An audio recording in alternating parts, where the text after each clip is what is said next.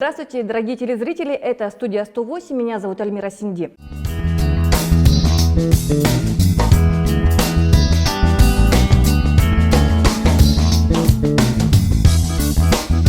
Пятидневка или шестидневка? Сегодня этот вопрос на устах у многих родителей и учителей Тувы.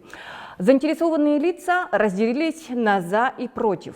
Для того, чтобы разобраться в этом вопросе, мы сегодня пригласили к нам в студию министра образования Тувы Алексея Хромцова, для того, чтобы поговорить не только об учебном процессе, но и о зарплате учителей. Если еще останется время, то мы обязательно затронем и другие вопросы.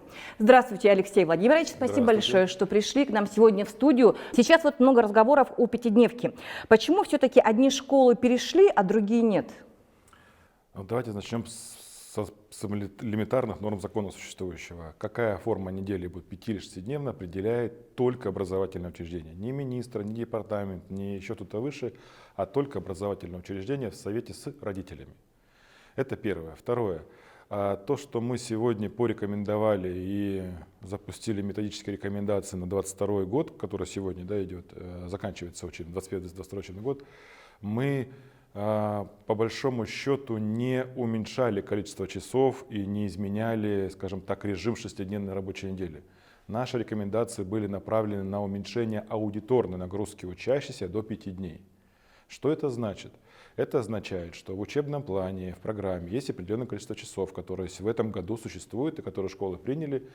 Но при этом мы говорим, коллеги, сегодня нормы закона позволяют нам реализовывать программу образовательную не только в классе, не только традиционно, как мы привыкли. Есть разные формы, которые точно нужно использовать. Использование этих форм позволяет нам разгрузить ученика прежде всего и разгрузить школу. В этом было наше предложение, чтобы школы воспользовались законом, подумали, какие сегодня формы есть и какие предметы, программы, темы можно перевести и вывести из традиционного класса. О чем я говорю? Это прежде всего те вещи, которые можно реализовывать сегодня либо дистанционно, либо удаленно, либо вообще вне школы. Ну что мы говорим про вне школы? У нас есть, если мы говорим про КЗЛ, великолепный театр. Почему бы уроки литературы, часть уроков литературы, не вынести просто в спектакле, посмотреть спектакли? Это закон позволяет сегодня. Почему бы уроки краеведения, которые очень важны, не вынести в музей, в котором реально показана история, и специалисты музея более подробно, детально расскажут о том, что здесь происходило там сотни, тысячи лет. Да, это вот очень хорошая идея по поводу того, что вот история Тувы, да, конечно, география она Тувы. более наглядно там будет и более понятно, чем мы с вами пройдем за 2-3 часа ее в школе, в учебнике, которые там не раскрывают всего. Мы про это только пишем. Мы говорим, коллеги, обратите внимание на ресурсы, которые есть вне школы. Подумайте о нагрузке на ребенка, давайте позволим ее снизить. Сегодня средняя нагрузка на ребенка, только аудиторная, ну только вот часовая, да, она составляет минимум 45 часов. Сейчас многие коллеги скажут, как 45, у нас в расписании не больше 30 там, часов, 32. А вы забываете, что в учебном плане и в стандарте образования есть так называемая внеурочная деятельность, которая является тоже обязательной, которую тоже нужно считать. Поэтому нагрузка на ребенка в неделю 40-45 часов. Я вам напомню, в Трудовом кодексе у нас есть ограничение на 40-часовую рабочую неделю. У нас ребенок только на уроках, только в занятиях проводит времени гораздо больше, чем взрослый на работе. А вот объясните, пожалуйста, вот вы подали сейчас очень хорошую идею, да, то, что, допустим, историю Тувы, географию Тувы изучать не в стенах школы, а именно в музее, в театре. Это очень прекрасно на самом деле. Но как это практически сделать? То есть это получается, ребенок будет сам ходить в эти театры, либо с учителем также? Вот вся сложность как раз в этом для больших школ, чтобы сделать так расписание, чтобы организовать выходы детей вот на эти мероприятия вне школы. Наше сегодняшнее расписание, закон говорит о том, что у нас может быть модульное расписание. У нас может быть оно по-разному по неделям устроено, быть четные, нечетные недели. Можно какой-то день вообще в школе выделить на внеурочную работу, на внешкольную работу, на посещение театров, музеев и так дальше. Сегодня есть масса возможностей, и только поэтому мы предложили нашим коллегам поднять закон, потому что последние поправки в закон об образовании были прошедшим летом. Там были внесены 2 очень важные поправки о том, что может быть смешанная форма образования. Мы говорим, коллеги, обратите внимание, в законе образования появились новые поправки, которые дают нам возможности. Учитывая колоссальную нагрузку на детей, мы говорим, друзья, давайте посмотрим, попытаемся детей со школы вытащить, из апартных вытащить, да, перевести в другие учреждения, в другие пространства, где бы можно было бы эти же знания но в другой форме получить, а может быть даже с гораздо большим эффектом. И я уверен, что литературу, часть истории, там еще какие-то предметы можно получить более качественно в других местах. Дальше. У нас некоторые дети профессионально занимаются рисованием, музыкой, секцией, видами спорта. Закон об образовании позволяет засчитывать его участие там, на секциях, в художественной школе, где-то еще, в урочную нагрузку. И тем самым освободить его от физкультуры, допустим, если он спортсмен. У нас же происходят парадоксальные вещи. Бывает, он спортсмен профессиональный, на физкультуру не ходит, ему ставим там энки или двойки, да, а в школе он не успеваем, может быть. Такого быть не должно. Поэтому задача школьных команд, административных команд, да, посмотреть, какие дети, какие есть возможности рядом со школой, чтобы можно было максимально использовать то, что находится вне школы, тем самым как-то по-другому ребенка мотивировать на обучение. Вот смотрите, вы сейчас сказали до этого, что, конечно, законом, да, предусматривается, что согласие школы, администрации, родителей и учеников можно перейти на пятидневку. А вот сейчас, вот из этого звена, кто против-то, не понимаю? Кто-то же, у нас же есть школы, которые перешли, а есть школы, которые не перешли. Да. Вот, допустим, у нас первая школа, она не перешла, мы учимся 6 дней в неделю. Кто из этого звена против? А с вами градостроителям советовали в школе? Нам просто написали по факту. То есть мы пока не переходим. Это классный руководитель написал. Вот в вы ответили на Viber. свой вопрос. А что нужно сделать-то? То есть я как родитель, я прихожу в школу и говорю, ну так, ребят, вернее, дорогие учителя, давайте перейдем. То есть мой голос должен учитываться? Или я должна какой-то собрать тоже опять группу там, инициативных родителей, которые сказали бы, да, мы поддерживаем вас? Ну, в каждой школе по-разному строятся органы самоуправления школьного, да? Где-то есть родительские комитеты, где-то есть попечительские советы. В зависимости от формы самоуправления, которая в уставе школы прописана, это и должен быть тот орган, который инициирует этот разговор. Если у вас есть орган, который называется попечительский совет или родительский комитет, он тоже вправе обратиться к администрации школы с разъяснением их позиции. Здесь должна быть позиция разъяснена, почему та или иная организация сегодня не готова или не хочет перейти. И там всегда бывают зрелые аргументы, связанные с нагрузками. Даже сейчас не говорим не про учащихся, а про учителей. С коллегами разговаривал, с директорами школ. Детей много, классов много, и начинаются предметные сложности. Сегодня растянутая учебная неделя, это позволяет как-то всех впихнуть, да? Потому что у них, как правило, в школе немного специалистов, предметников узких. Допустим, там физика, химия, да, там небольшие нагрузки, поэтому по классам по-разному, поэтому не так много специалистов, которые можно использовать. И поэтому в зависимости от свободного расписания, свободного окошечка, да, ставится расписание на специалиста. Это сложно. Это сложно, я прекрасно понимаю, когда тем более в школе должно быть там 600 человек, а там их 1600. Школа перегружена, и сложно это расписание сделать.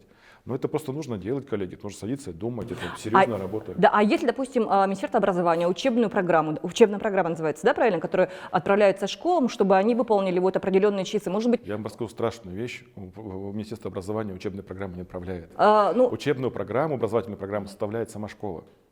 То есть вы ни при чем, потому что, насколько я слышала, возможно, я где-то и ошибаюсь, потому что я не варюсь, да, в этой сфере, что вот программу отправляет Министерство образования, и учителя из-за этого обязаны там вот выполнить ее и вот эти вот все часы, уроки провести. Из-за этого они не могут перейти. Нет, ситуация в образовании давно и кардинально поменялась, и мы от там жесткой вертикали сегодня, там вертикаль есть, но вот от жесткой вертикали по часам, по всем прочему перешли к другим форматам. Что такое новый стандарт? Новый стандарт нам говорит, что, коллеги, вот начальную школу у вас есть на 4 года, там от 2900 часов до 3400 часов. То есть школа сама, вот разрыв у нее там, да, 500 часов там, на 4 года, сама строит, сколько часов ей нужно. Дальше, в зависимости от рабочих программ по литературе, русскому, математике, школа выбирает, сколько учебных недель будет. Закон говорит, что должно быть минимально 34 учебных недели, но не больше 37. Школа сама выбирает, будет 34 недели или 37. Поэтому нагрузка общая годовая разбрасывается на те учебные недели. Дальше есть следующее такое, называется примерный учебный план. Их там масса вариантов, в том числе там с родным русским и с родным русским языком. И там тоже написано примерно количество часов в неделю. И из этого всего школа сама составляет расписание. Это большая, огромная работа завуча, это очень сложная работа, когда нужно вот несколько, понимаете, разных вещей свести в кучу. Да. А дальше еще сложнее. Есть так называемые рабочие программы по предметам. И в этой рабочей программе самое интересное, что относится к началу нашего разговора по поводу внешкольного проведения уроков, Учитель составляет, либо там есть рекомендации федеральные, учитель составляет, что, допустим, эту тему я провожу, допустим, на природе. Да? Ну, вот, может у меня быть тема по, как называется там в начальной школе, это география, биология, ИЗО? предмет. Не, там, Технология. Окружающий мир. А. Окружающий мир, да, допустим, осень там проходим. Осень можно изучить в классе сидеть, да, можно пойти в лес, листочки собирать, да, показывать, как лес умирает, как засыпает. Это тоже разные же вещи. В эту рабочую программу расписывает учитель. И завуч по начальной школе, проверяя эти программы, смотря эти программы, составляет в кучу общую программу, так называемую школы. Появляется образовательная программа учреждения. Это очень сложный документ, коллеги. Проще простого взять какую-то кальку, ее себе прилепить, вписать другие имена, да, учителей, и все хорошо. А вот сложность коллектива образовательного учреждения, вот эти рабочие программы по предметам, учебный план, расписание уроков, расписание занятий, внеурочка. Я считал, что есть еще внеурочка. Как впихнуть внеурочку там, где в школе 2-3 смены? Тоже практически нереально. Поэтому нужно какой-то день освобождать. Вот в чем нужно. Поэтому министерство, наша функция не спускать чего-то. Да, у нас есть законы, мы наблюдаем за исполнением законов. Мы рекомендуем, мы разрабатываем. Ну, сама кухня и само то, что варится, да, и получается так называемая программа учебная, это школа. Школа — ключевое звено. Угу. Да, то есть они сами решают, да, сколько там часов должно быть, Вплоть как до разбить. того, сколько у них учебных недель будет. Сколько, когда каникулы, сколько каникул. Я вот, будучи министром, пришел в конце, получается, четверти, да, и мне приносит приказ. В приказе написано, подписано исполняющим обязанности министра, объявить каникулы с такого-то, такого-то. Я говорю, коллеги, ну это в корне неправильно. Я не могу каникулы в школу устанавливать. Каникулы в школе устанавливает директор школы. Мы можем рекомендовать максимум, да, вот этот, и то это такая вещь рекомендательная. Каникулы школы, когда школа отдыхает, когда устанавливается учреждением. Да, там есть нормативный срок, есть количество каникулярных дней, которые должно быть в году, есть предложение по летним каникулам, но все равно финальное решение за школой. Угу. Ну, все-таки это, наверное, не один день, да, сейчас пройдет, и не одна неделя для того, чтобы школы перешли плавно на пятидневку. И то, опять же, знаете, вот что, опять же, я, опять же, говорю, я сужу сейчас вот как частное лицо, как мама, потому что у меня дочка говорит, а почему они учатся 5 дней, а мы 6 дней в неделю? Говорит, мне обидно. Я говорю, Ну, законный вопрос, но еще раз говорю, вопрос, вот сегодня, в середине учебного года, мы не можем количество часов сократить. Мы просто должны часть часов, можем часть часов вынести в другие форматы. И тем самым снизить аудиторную нагрузку детей и превратив аудиторную нагрузку в пятидневку. Но мы количество часов недельно не уменьшаем. То есть просто какие-то часы, какие-то предметы мы замещаем другой формой. Да? Там та же музейная, та же там, не знаю, театральная, на улице, прочее все. Это нужно сегодня посмотреть, потому что, еще раз говорю, любой ресурс он ограничен. И здоровье ребенка тоже имеет свой предел, да? И его рабочее время имеет свой предел. А мы сегодня говорим о чем? С чем-то связано, просто причина всего этого. Я предполагаю, что не столь высокие итоги наших итоговых аттестаций, качества образования, которые в школах есть, они связаны в том числе со здоровьем детей. да. Они напрямую связаны со здоровьем детей.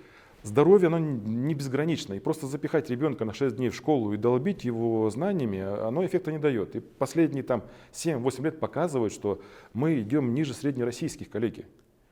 Вот чтобы найти другие формы, мы должны какой-то ресурс времени освободить у ребенка. Я даже больше скажу, врач, когда мы ходили с ребенком в больницу, она говорила, просто один день дайте ребенку отдохнуть, потому что она учится, у нее тренировки, и так вот я столько не работаю, сколько она работает. И, ну да, она тем более сейчас растет, все дети растут, и им нужен вот такой вот разгрузочный какой-то день, умственный и физический. Да. Алексей Владимирович, понятно, да? Вот у меня такой вопрос на самом деле. Это вот, когда вы затеяли вопрос о пятидневке, скажите, а почему вы решили провести опрос ВКонтакте? То есть неужели вы думаете, что вот именно в социальных сетях, социальные сети могут показать полную картину того или иного вопроса? Нет, я здесь иллюзий не питаю, что там полно, не полно. И то, я скажу честно, я не очень такой любитель, сторонник сетей, тем более ВКонтакте, просто знаю, что ну, там есть голосование, да? Да, просто принято, что многие, я так понимаю, как мне сказали, что многие жители сидят в ВКонтакте, я был вынужден этот свой аккаунт реанимировать, и я нашел просто способ общения с людьми. Ну, честно говоря, когда я задал этот вопрос, я не предполагал, что там будет 30 с лишним тысяч участников голосования. Для меня нужно было попробовать понять, а почему вдруг-то вот в небольшой республике Везде шестидневка, хотя есть другие истории. Этот опрос да. был для вас, да, я так Конечно, понимаю, для меня. собственного понимания? Да, конечно, это же мой личный аккаунт, это не, он хоть верифицирован, но это мой личный аккаунт, это не, когда там люди пишут с претензиями, а почему не отвечаете, почему нет, это мой личный аккаунт, это не профессионально, да, вот есть официальный аккаунт Минобра, там все должно быть, а это мой личный аккаунт, я через него пытаюсь общаться с людьми, спрашивать мнение, какие-то вопросы задаю. Я просто спросил, а в чем, может, просто вот такое массовое желание, чтобы дети ходили 6 дней в школу. Просто спросил, когда там начался уже такой вот, ну, шквал вопросов, обращений, поддержек и наоборот.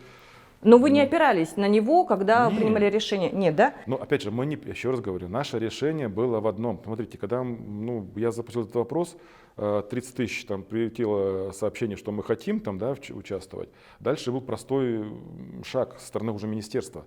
Мы разработали методичку, да, я тоже ее выложил, там 20 с чем-то страниц, где пошагово прям расписано, что нужно делать в том или ином случае, если мы хотим попробовать снизить нагрузку на детей.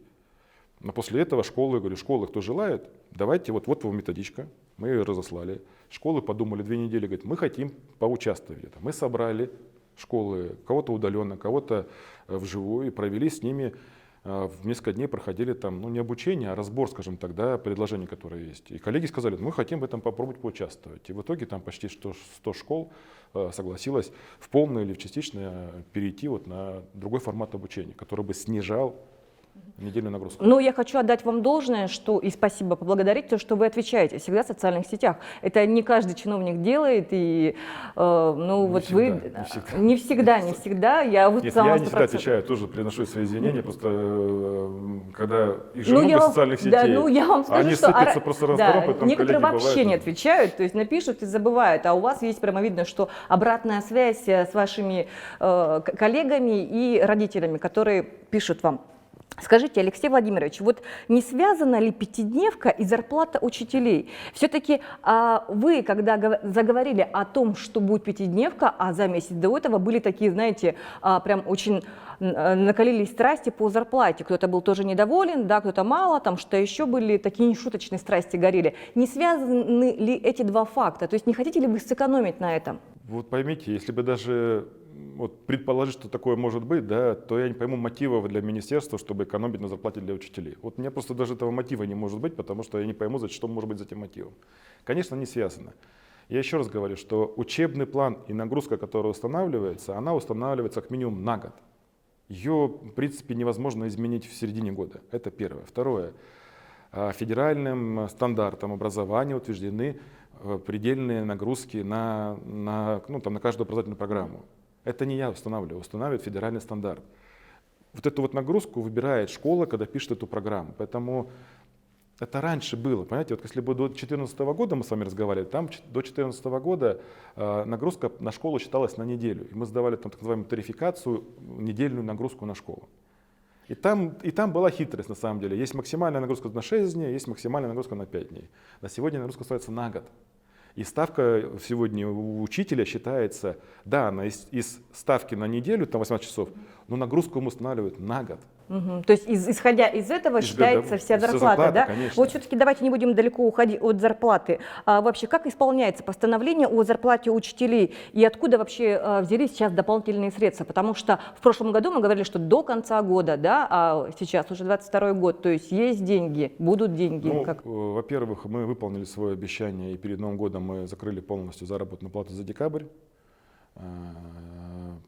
Вчера, сегодня коллеги получали аванс уже за январь. Мы надеемся, что мы дальше ситуацию выдержим, будем в соответствии с Трудовым кодексом зарплату людям выдавать, то есть аванс в середине месяца, зарплата в конце или в начале следующего месяца. Пока опасений, что там денег не будет или не хватит, их точно нет, потому что бюджет принят, в бюджете деньги заложены, мы понимаем источники, мы двигаемся в этом направлении. Более того, мы начали разговоры, точнее продолжили разговор с нашим профсоюзом. Спасибо большое Надежде Андаровне, она слышит, она очень активна, и профсоюз педагогов наших, он зубастый, и он должен быть зубастым, да, и отрадно, что он не просто зубастый, но еще с предложениями. И мы сегодня продолжаем работу, связанную с дальнейшим усовершенствованием положения о зарплате. Просто когда принимались поправки по зарплате в предыдущем году, потом прошло изменение по минималке, кое-что нужно доделать, то, что было недоделано, поэтому я думаю, эта работа будет постоянно. У нас сейчас создана с ними совместная комиссия такая, и мы будем дальше дорабатывать то, что связано с зарплатой. Я надеюсь, что у нас какие-то будут прорывы к лету, и чтобы мы уже к новому учебному году мы что-то уже, наверное, анонсируем и наработаем. А вот все-таки, ну, такие, это общие, да, слова, мы вот прорыв и так далее. Вот скажите, Ну, как то есть, общие? нет, я имею в виду, что будет еще надбавка учителям? Я бы не говорил про надбавки, потому что, знаете, вот сегодня у нас был разговор с одним из районов, и пытались найти причины неуспешности некоторых учителей и целых коллективов школ. И один из руководителей заявил такую вещь: а знаете, нам бы доплачивали за четверки, за пятерки, мы бы лучше бы работали. Ну это же, ну извините, это уже какое-то из области абсурдности, да, и какой-то запредельной наглости. Да, это есть ли жизнь на Марсе? Да нет, ну как, он и должен учить на четверки, пятерки-то, да, а казаки доплаты. Вопрос не в доплатах, коллеги, вопрос в том, чтобы была прозрачная, понятная заработная плата, чтобы учитель понимал, что у него есть ставка, вот есть нагрузка, он за нее получает как специалист. Я противник всех раз там доплат, когда, знаете, выстраивается масса доплат и постоянно что-то там с ними происходит. Они то растут, то уменьшаются. Давайте сделаем достойную заработную плату. Вот достойную заработную плату. А доплата это уже так, скажем так, приятный бонус, да, при всей этом. Ну, поэтому мы работаем над тем, чтобы само тело, сами жесткие. Что такое доплата? Это временные же вещи. А мы говорим, чтобы вот эти жесткие ставки, вот эти жесткое, то, что называется тело, да, заработная плата, она была понятна и была на достойном уровне. Вот все-таки про зарплату, про достойную. Почему же все-таки идет отток учителей? И каких сейчас узких специалистов нам не хватает в школах? Скажите. Я маленько вот вернусь на полшажка назад, скажу, что у нас в среднем заработная плата учителей за прошлый год, если мы возьмем декабрь, начало того года 2021, выросла в среднем на 7 тысяч рублей.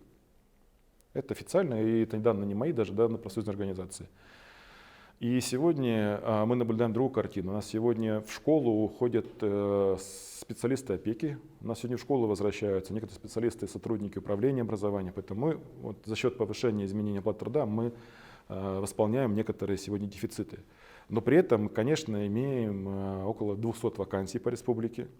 И, к сожалению, тенденция такая, она не хорошая. И мы видим, что идет у нас естественное устаревание кадров, да, и мы не успеваем за этим процессом. Есть такая проблема, и здесь что-то нужно делать, и мы сегодня думаем про это. А в чем причина-то? А причина в том, что просто долгие годы были вот эти доплаты.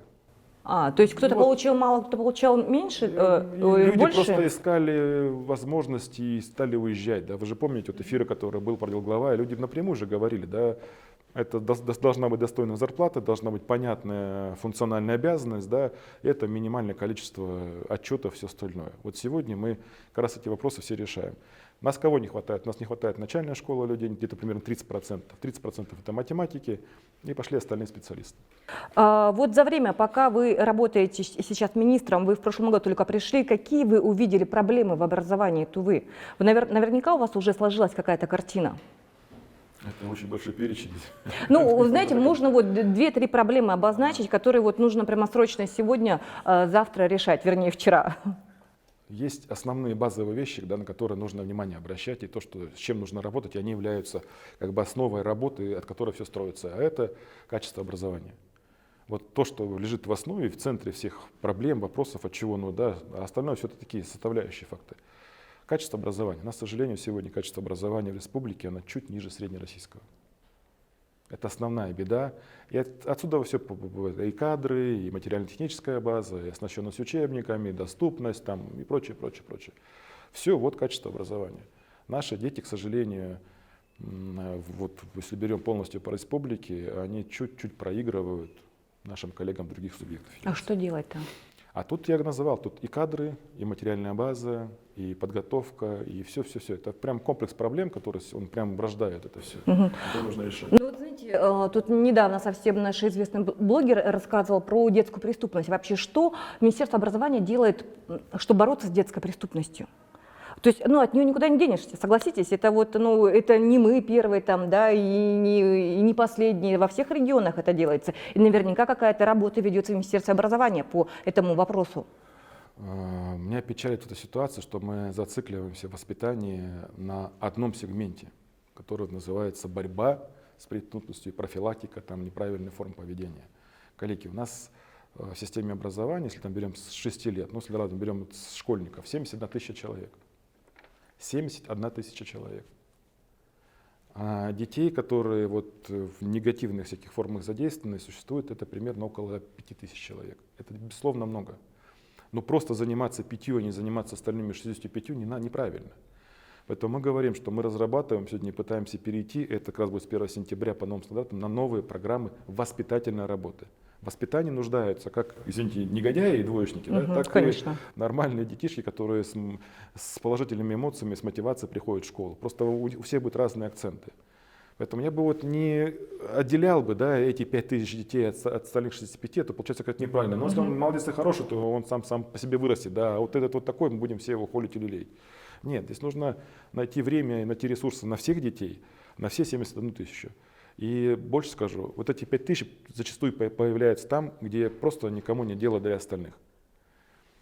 Задача сегодня, конечно, это воспитание. Задача это, конечно, дать ребенку разные формы, разные возможности в получении образования. Опять мы возвращаемся к дополнительному образованию, к внешкольной работе. А для чтобы она появилась, нам нужно его освободить от части нагрузки, которая есть у него аудиторная, и дать ему возможность пойти в секции, в кружки, какие-то еще на какие-то мероприятия, в другие учреждения. Вот этим нужно заниматься. И есть сегодня возможности, есть ресурсы, есть кадры. В принципе, все есть. То есть это будет все реализовываться постепенно, да? Ну, где-то мы тушим пожары, скажем так честно, потому что возникает ситуация, а где-то мы сегодня просто планово подходим, и вот мы планируем в конце января все-таки форум провести, наш образовательный, он, правда, будет теперь уже в другом формате, к сожалению. И одно из решений там будет по воспитанию, это разработка комплексной программы в каждой школе, программы по воспитанию. И там как раз мы будем и обсуждать, чтобы мы не теряли детей в наших учреждениях, не обращая внимания там, или на сложных, или не на сложных. То есть все одинаково. Ну да, конечно, нельзя делить детей, не они, в принципе, тем виноваты. более игнорировать, да, хорошистов всех остальных, Да. Вот я не против этого, я понимаю, что это нужно, и точно это нужно, и профилактики программы нужны. Но еще раз говорю, чтобы наши вот весы не скатывались только вот на одну сторону. Вот мы всей республикой занимаемся 5 тысячами детей, а 61 тысячу мы бросили на произвол судьбы и все, да, и просто периодически оттуда будет перетекать количество детей, потому что ими не занимаются. А вот скажите, возвращаясь к вопросу пятидневки и шестидневки, если мы все-таки ведем, да, уже пятидневку, никакие другие предметы не пострадают? Если вдруг, ну вот что-то получилось, ладно, физкультура, я понимаю, да, что вот вы предложили, ну, то есть озвучили, что можно, в принципе, детей-спортсменов как-то немножко освободить где-то, да? Перезачесть их успехи. Да, где-то. А вот остальные предметы, они не пострадают? Абсолютно. Я вот перечислял по поводу учебных планов, которые существуют там порядка 5-6 разных вариаций.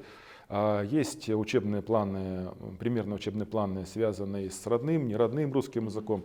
Это все при этом учтено, и коллеги, погрузившись в новый стандарт, могут для себя найти на все ответы. У нас не стоит задачи за счет одних предметов другие улучшить. У нас не стоит задача убрать родной тувинский язык или неродной тувинский язык. Ну, не только родной тувинский язык, я имею в виду, а вдруг там не сократят математику, там, физику? Нет, но, еще раз говорю, количество часов в новом стандарте, который будет с 2022 года реализовываться, там чуть-чуть поменьше. Потому что часть часов уж уходит на воспитание. И здесь нужно коллегам будет подумать, что делать. Но там часы уменьшаются на 4 года, подчеркиваю, там не на 1 день или не неделю, а на 4 года. Поэтому здесь нужно с темами поиграть, нужно посмотреть с предметами какими-то, нужно с формами посмотреть. Где-то, может быть, можно объединить разные предметы на какие-то там пару часов там, да, вместе провести, где есть схожие темы. Ну, допустим, по литературе изучаем там, не знаю, там, Пушкина, там, да, Гоголя. И этот период можно смотреть по истории. Да, это очень, очень интересно, потому что у нас же с вами такое мышление по периодам, оно такое как разобщенное. Вот спросишь вас, а вот что было там, не знаю, в 1837 году по литературе, вы, может, там Пушкина вспомните, а тут же у вас не возникнет образ каких-то исторических событий, там, да? Потому что мы историю с вами отдельно изучаем в одном кабинете, а литературу в другом кабинете, у нас разные предметы. Да. Поэтому я здесь бы не давал бы вот законченных рецептов, да, не изучив ситуацию в школе. Есть нагрузки, есть там перекомплект школ, у нас в Кызыле там тройной, четверной перекомплект. Здесь нужно думать с расписанием. Универсальных решений нет. Но то, что это было бы благо для ребенка, это однозначно. Снижение, ну, я сейчас воспользуюсь авторитетами, понимаете, Валентина Ивановна Матвиенко практически весь прошлый год говорила о пятидневке. Более того, она предлагала это узаконить.